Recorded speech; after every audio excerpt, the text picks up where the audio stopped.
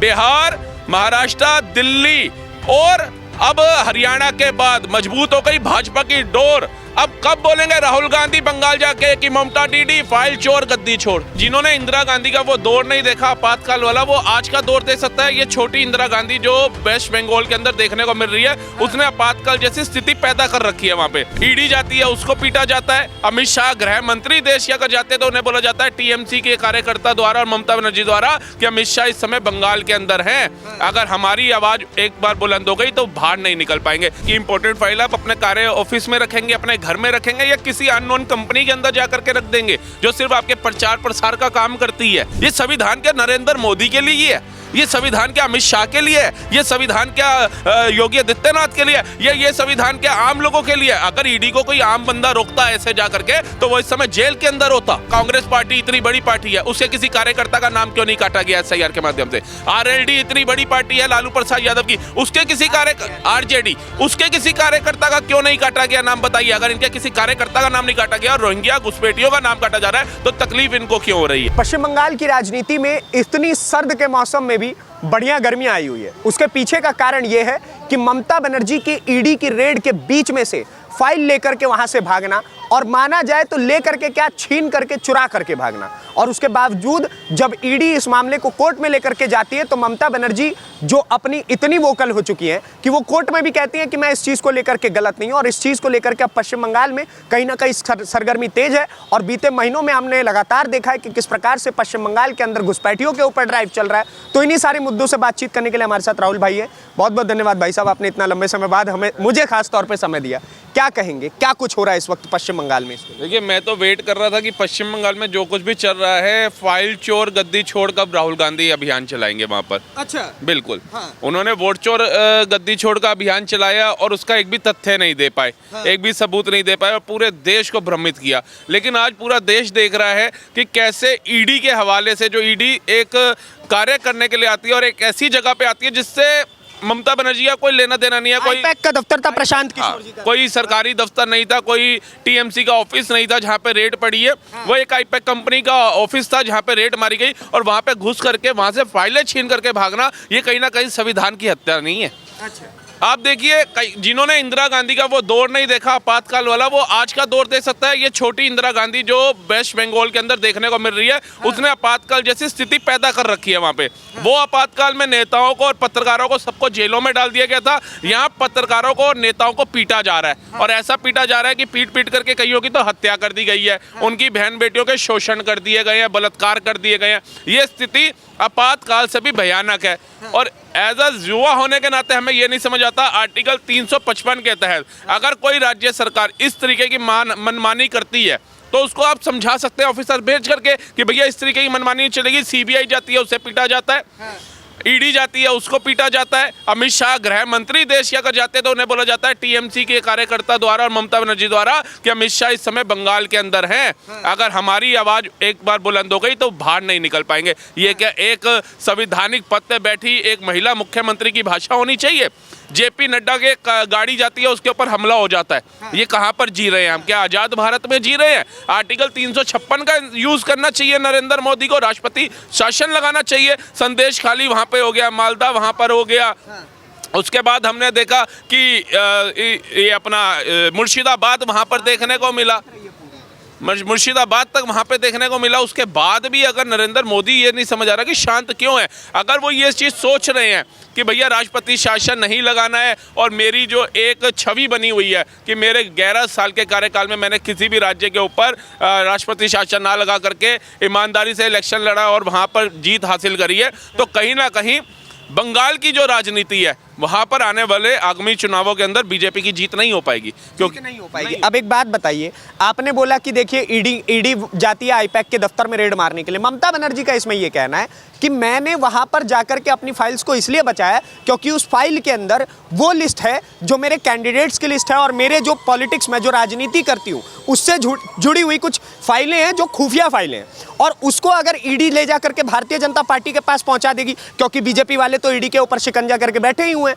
तो बाद में तो समस्या मुझे होनी है और बाद में ये राज्य को जीत करके ले जाएंगे। देखिए, ये तो लोगों को भ्रमित करना है। आपकी इंपॉर्टेंट फाइल आप अपने कार्य ऑफिस में रखेंगे, अपने घर में रखेंगे या किसी अननोन कंपनी के अंदर जाकर के रख देंगे। देंगे जो सिर्फ आपके प्रचार प्रसार का काम करती है चुनावों के अंदर। कोई इतनी इंपॉर्टेंट फाइल को स्ट्रैटेजी थी ना उसमें। स्ट्रैटेजी नहीं थी। ये जो कोयला घोटाले का आरोप लगा हुआ है उस कंपनी के ऊपर 2700 करोड़ रुपए का, 2700 समथिंग करोड़ का, ये उसको छुपाने के लिए था। एक कोयला घोटाला हुआ था मनमोहन सिंह के राज के अंदर और एक कोयला घोटाला हुआ है ममता बनर्जी की सरकार के अंदर। ये लोग जनता के हक को खाने वाले लोग हैं और जब इनका पर्दा जो है वो उजागर होता है तो ये ऐसे ही गाड़ी से दबंग, जैसे सिंघम में अजय देवगन उतरता है ना, गाड़ियां घूमने लग जाती हैं, ये ऐसे उतरती है। और जब इसको बोला जाता है तो ये कहती है मैं एज अ मुख्यमंत्री नहीं गई थी, एज अ टीएमसी अध्यक्ष गई थी। आप बताइए, टीएमसी किसी पार्टी का अध्यक्ष जाता है तो उसका कमिश्नर जाएगा, उस स्टेट का डीआईजी जाएगा उसके साथ, उसका क्या काम है आप बताइए।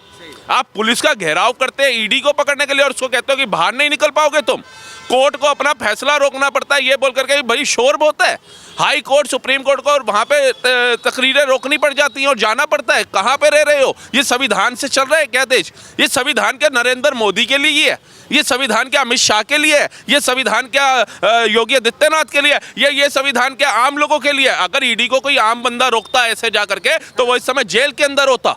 इनके ऊपर एफआईआर तक नहीं हुई है। एक बात बताइए, ईडी का उपयोग बार बार इलेक्शन से पहले ही क्यों? एक बात बताइए, आज से पहले कभी एसआईआर नहीं हुआ था बंगाल में, अब बंगाल जीतने के लिए एसआईआर हो रहा है, फिर उसके बाद ईडी की रेड हो जा रही है। तो ईडी, एसआईआर, ये संवैधानिक जो संस्थाएं हैं उनका प्रयोग करके ये तो ममता को हराने का काम हो रहा है बीजेपी। ये तो फिर आपने वो बात कर दी। तो आज से पहले तो बम धमाके भी नहीं रुक रहे थे भारत में। आज से पहले तो अभिनंदन जैसा शूरवीर भी नहीं आ रहा था 24 घंटे में। आज से पहले तो रोड मैप के ऊपर भारत दूसरे नंबर पे भी नहीं आया। आज से पहले तो चौथी अर्थव्यवस्था पे भी नहीं आया। आज से पहले तो 29 कंट्रियों ने सर्वोच्च सम्मान भी किसी प्रधानमंत्री को भारत के नहीं दिया। आज से पहले तो Modi is the boss, Bharat के प्रधानमंत्री को बॉस कह के भी किसी कंट्री ने नहीं पुकारा। आज से पहले तो जा करके आप देखो कि ये जो मॉब लिंचिंगें होती थी, ये जो ट्रेनों में ब्लास्ट होते थे, आज से पहले तो यही हो रहे थे। आज तो नहीं देखने को मिल रहे ना। आज से पहले तो बहुत कुछ हो रहा था भारत के अंदर। एसआईआर क्यों?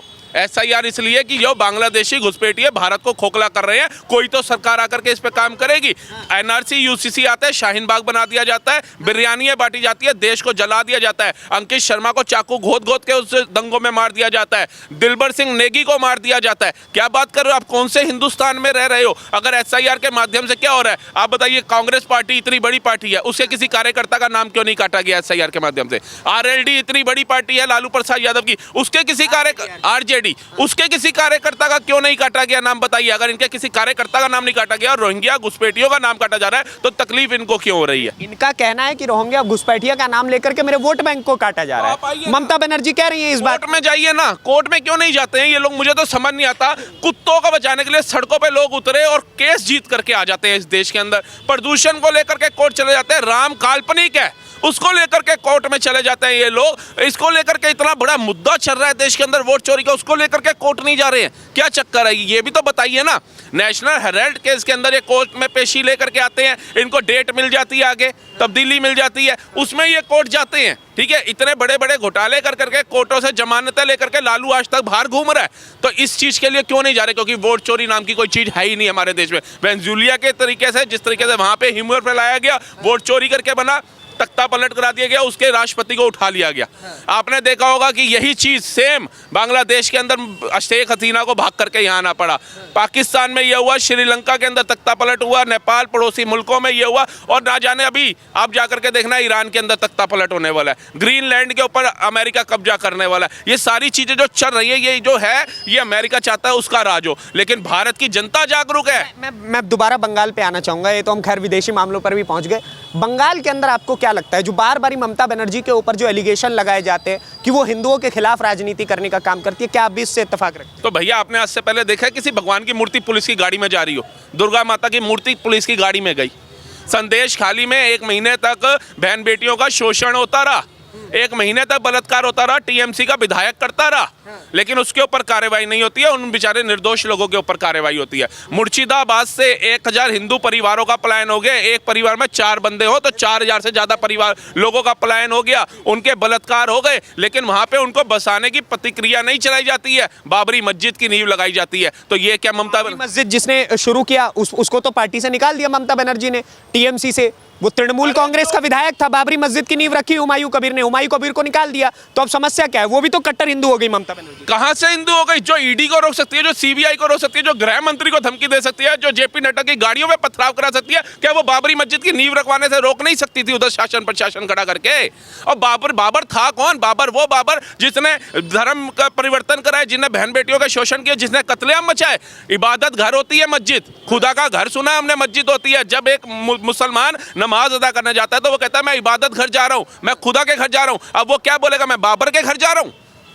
आप बताइए, बाबरी मस्जिद, वो बाबर जिसके नाम पे हजारों कत्लेआम अभी भी हुए आजादी के बाद, बाबरी मस्जिद को लेकर के, राम मंदिर को लेकर के। और आज भी मुसलमानों के अंदर इतनी नफरत बना रखी है कि जब हमारा दौर आएगा हम राम मंदिर ढाएंगे, बाबरी मस्जिद बनाएंगे। उसके बाद फिर दोबारा वो हुमायूं, और एक्चुअल में भी हुमायूं जो था कौन? बाबर की गंदी औलाद था, उसने नींव रखवाई वहां पे। क्या हटाई नहीं जा सकती थी क्या? आप बताइए। ममता बनर्जी भी तो नए नए मंदिरों को खोल रही हैं। आपने देखा होगा 2-3 मंदिरों का उन्होंने रख दिया कि भाई अब मैं नए नए मंदिर बना रही हूँ, नींव रख दिया उन्होंने कहा कि अब हिंदू भी मेरे साथ। भैया मंदिर अब इनको क्यों याद? मंदिर तो पाकिस्तान को भी याद आ रहा है अब। वो कह रहे हैं हम भी राम मंदिर बना रहे हैं अपने देश के अंदर। मंदिर तो अफगानिस्तान को याद आ रहा है, वो भी बना रहे हैं। मंदिर तो अबू धाबी में बन गया राम मंदिर, सबको मंदिर याद आ रहे हैं। क्यों भैया? हिंदुओं को मूर्ख बनाना है 5 साल के लिए दोबारा तुम लोगों ने। फंडिंग लेना है भारत से, इसलिए मंदिर याद आ रहे हैं कि हिंदुओं की आस्था को तुमने खेल समझ लिया कि हिंदू अपनी आस्था पे आएगा, वहां चढ़ावा डालेगा, वहां पे मंदिर की उन्नति के लिए, आगे बढ़ाने के लिए। और वो यूज किस पे होगा? आतंकवादी बनाने के लिए। वो यूज किस पे होगा? बम धमाके कराने के लिए। वो यूज किस पे होगा?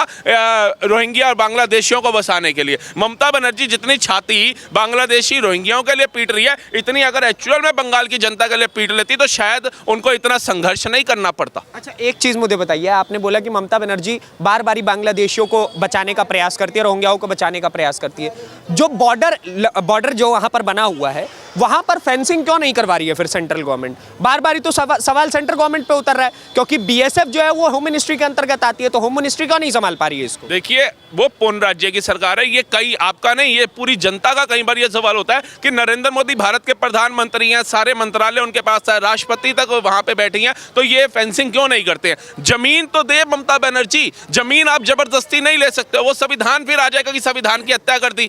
फिर जो आजकल नफरती कीड़े और घूम रहे हैं, बाबा साहब के विचारों को तो सुनते नहीं है, वो उनके आदर्शों पे चलना नहीं चाहते, लेकिन हिंदुओं को हिंदुओं से अलग करने के लिए छुटपुल्ले नेता बन करके बैठ गए कि हम ब्राह्मणवाद से आजादी चाहते हैं, हम मनुवाद से आजादी चाहते हैं, और सड़कों पे निकल पड़ते हैं। लेकिन वो जब नहीं देखता जब ममता बनर्जी खुलेआम उसी संविधान की हत्या करती है, तब नहीं देखते ये लोग। जब उसी संविधान के चलते हुए ईडी से पेपर छीन लिए जाते हैं, तब ये नहीं देखते ये लोग। जब वहां पे ही मालदा के अंदर एक सांसदों को मारा जाता है, पीट दिया जाता है, वहां नहीं देखते जब बहन बेटियों का खुलेआम बलात्कार कर दिया जाता है, तो ये संविधान की हत्या नहीं है क्या? इस पे क्यों नहीं विचार व्यक्त करते ये लोग? तो इन्हीं की वजह से ये भारत जो है ना, ये खंड खंड होता है, टूटता है। और यही इनकी जो चीज है वो। और ये जो कह रहे हैं राहुल गांधी निकल पड़ते हैं, वो क्यों नहीं चुप्पी तोड़ते इसके ऊपर? राहुल गांधी तो बहुत जोश चढ़ाया था, चोर गद्दी छोड़। बिल्कुल, मैं तो कहता हूं राज्य दर राज्य कांग्रेस हार करके अपनी सीटें जा रही है छोड़। बिहार, महाराष्ट्र, दिल्ली और अब हरियाणा के बाद मजबूत हो गई भाजपा की डोर। अब कब बोलेंगे राहुल गांधी बंगाल जाके कि ममता दीदी फाइल चोर गद्दी छोड़? अच्छा, कब बोलेंगे? क्यों नहीं बोल रहे? साठगांठ है सारे चोरों की। ये 26 अलायंस, जो 26 चोर हैं, ये सब एक होकर के बैठे हैं। चाहे भारत कटता है तो कट जाए, भारत में बांग्लादेशी बढ़ते हैं बढ़ जाए, भारत में आतंकवाद बढ़ता है बढ़ जाए, भारत में नफरत बढ़ती है बढ़ जाए, लेकिन इनको अपनी सिर्फ गद्दी प्यारी है।